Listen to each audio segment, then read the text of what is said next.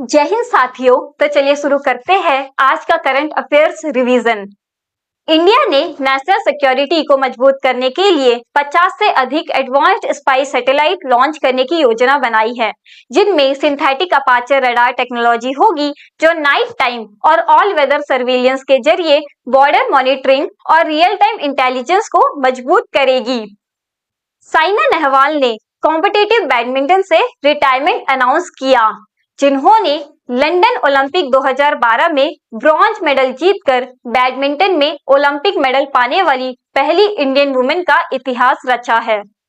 ओडिशा और मेघालय ने early childhood care और डेवलपमेंट को मजबूत बनाने के लिए एक मेमोरेंडम ऑफ अंडरस्टैंडिंग पर सिग्नेचर किए, जिसका फोकस पोषण, स्वास्थ्य और प्रारंभिक शिक्षा पर है, ताकि बच्चों के समग्र विकास को सशक्त बनाया जा सके। 27 जनवरी 2026 को न्यू दिल्ली में इंडिया और यूरोपियन यूनियन के बीच समिट होगा, जिसमें free trade agreement progress, defence cooperation और वर्कर मोबिलिटी पर चर्चा होगी।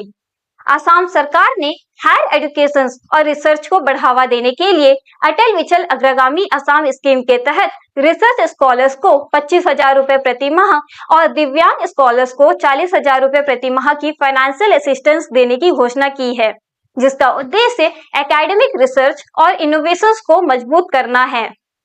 आंध्र प्रदेश सरकार ने होप आइलैंड पर एक नया स्पेस पोर्ट स्थापित करने की घोषणा की है, जो मुख्य रूप से प्राइवेट और कॉमर्शियल लॉन्च मिशंस के लिए होगा, जिससे भारत के प्राइवेट स्पेस सेक्टर को बढ़ावा मिलेगा और ग्लोबल स्पेस इकोनॉमी में देश की स्थिति मजबूत होगी। Guardian India operations private limited ने करुणाकरन अजीसुर को कंट्री हेड ऑफ इंडिया नियुक्त किया है, जो चीफ इंफॉर्मेशन ऑफिसर की भूमिका भी निभाते रहेंगे, ताकि इंडिया ऑपरेशंस में लीडरशिप, टेक्नोलॉजी ड्राइवन इनोवेशंस और ग्लोबल सपोर्ट को और मजबूत किया जा सके। यूएई और तेलंगाना ने वर्ल्ड इकोनॉमिक फोरम 2026 के दौरान भारत फ्यूचर सिटी के डेवलपमेंट के लिए कोऑपरेशन एक्सप्लोर करने पर सहमति जताई है, जिससे नेट जीरो सिटी को फ्यूचर रेडी स्मार्ट सिटी के रूप में विकसित कर तेलंगाना को ग्लोबल अर्बन और इकोनॉमिक हब बनाने का लक्ष्य है।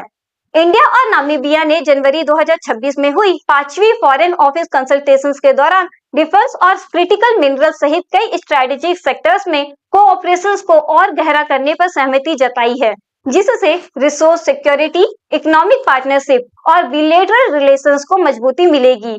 संपन्न यानी system for accounting and management of pensions portal को उमंग यानी unified mobile applications for new age governance platform के साथ एकीकृत किया गया है, जिससे डिपार्टमेंट ऑफ टेलीकम्युनिकेशंस के लगभग 4 लाख पेंशनर्स अब पीपीओ विवरण और लाइफ सर्टिफिकेट की वैधता को ऑनलाइन आसानी से देख सकेंगे।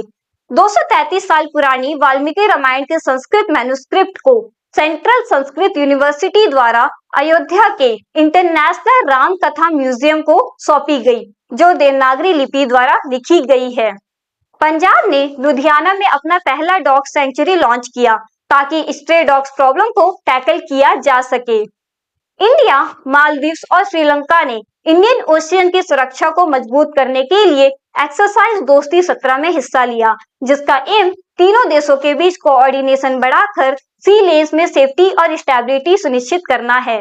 नासा एस्ट्रोनॉट सुनीता विलियम्स ने 27 साल की सर्विस के बाद रिटायरमेंट अनाउंस किया, जिसमें उन्होंने 3 स्पेस मिशंस कंप्लीट किए और इंटरनेशनल स्पेस स्टेशन पर 608 दिन बिताए। इंडिया और यूएई ने जनवरी 2026 में long term liquefied natural gas agreement sign किया, जिसके बाद यूएई इंडिया का second largest liquefied natural gas supplier बन गया है। जय हिंद।